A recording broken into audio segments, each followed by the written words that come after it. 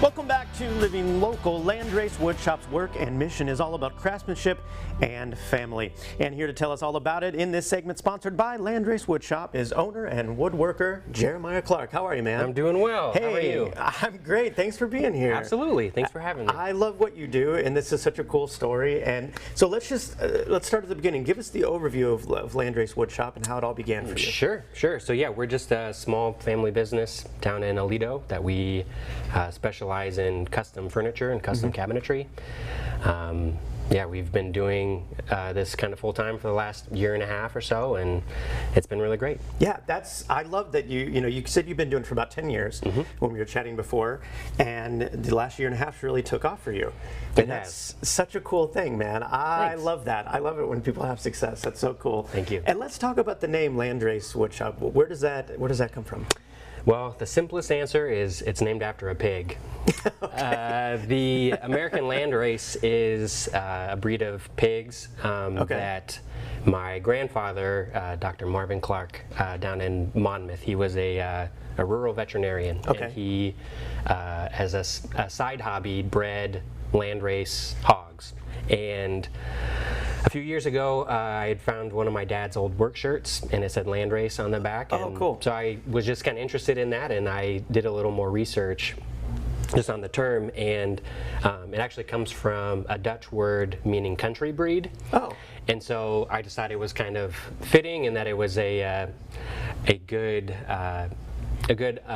homage to my rural heritage and agricultural heritage. So I just thought it was a good fit. I love that. That's so great. And so let's talk about how you got into woodworking to begin with. Sure. Yeah.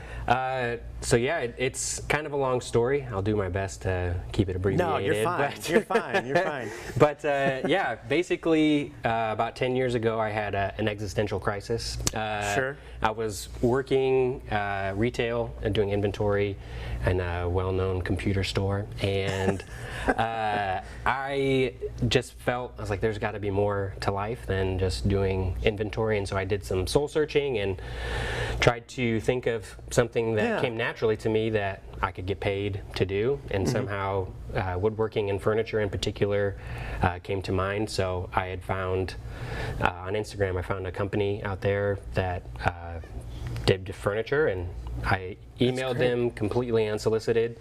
It's like, I'm really interested in what you do. I don't have any kind of professional experience, but do you have an apprenticeship program or anything? And they're like, yeah, we're looking for one this summer. And so I got hired, and became the production manager by the time I left, and moved around quite a bit.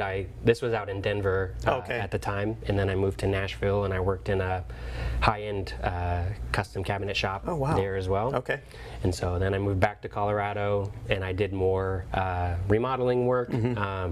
But yeah, actually just 3 years ago is when I moved back to Aledo. Oh wow, yeah, that's crazy, man. I love that. It's been a crazy ride. Though. Like, I love that. And you know, sometimes those existential crises really do help us set us on a path, man. We're here right now. Yeah, absolutely. I love that.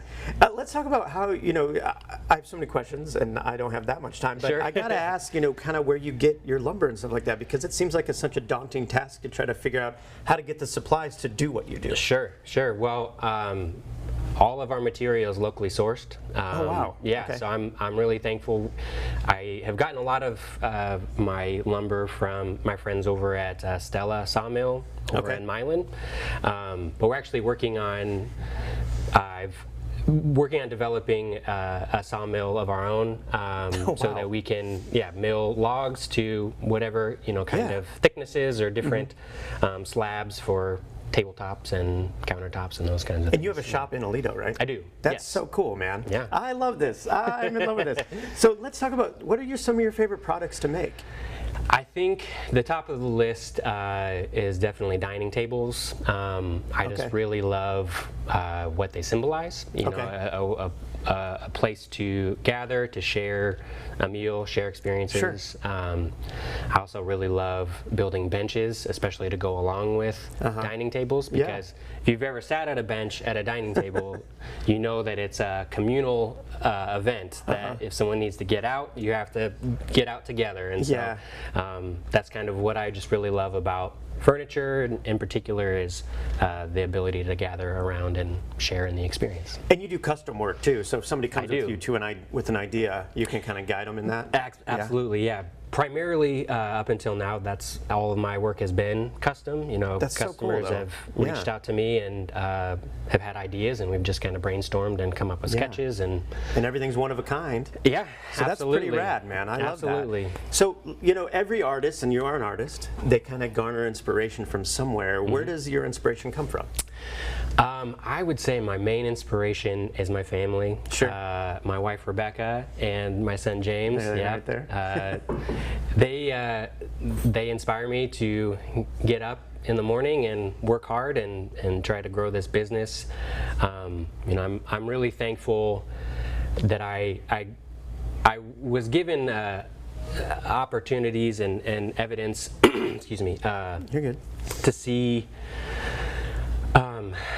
what it's like to grow up in a family with a creative background. You know, my dad was he was a sign painter and a muralist. Oh, cool. Yeah, and so he was also a main inspiration for me as well. You know, kind of through his life, he showed me that it was possible to provide for your family while pursuing a creative endeavor. Unfortunately, he passed away last year. year. To hear that. Yeah. Thanks. But I'm really thankful again for his legacy, and you know, I hope to kind of carry that on, and that also gives me inspiration for my son as well. Well, he lives on in your son, it sounds like, man. That's great. What a weird, man, the universe is so strange, dude. Let's talk about the big Rhubarb Fest is coming up, and real quick, but you're holding an open house during that event, right? Absolutely, yeah. I'm sure everyone has had the Rhubarb Fest marked on their calendars for months now, but yeah, it's this Friday and Saturday. Okay. In my shop I have kind of a designated space for kind of a showroom to see different products that I've made, and I'll have some smaller, you know, more home goods available for purchase as well. I love it. Well, I hope everyone comes out to the Rhubarb Fest and checks out your shop. And thanks so much for sharing your story, man. Absolutely. I really appreciate it. Absolutely. Again, this segment was sponsored by Landrace Woodshop. You can learn more when you visit landracewoodshop.com. We'll have all those details posted at ourquadcities.com.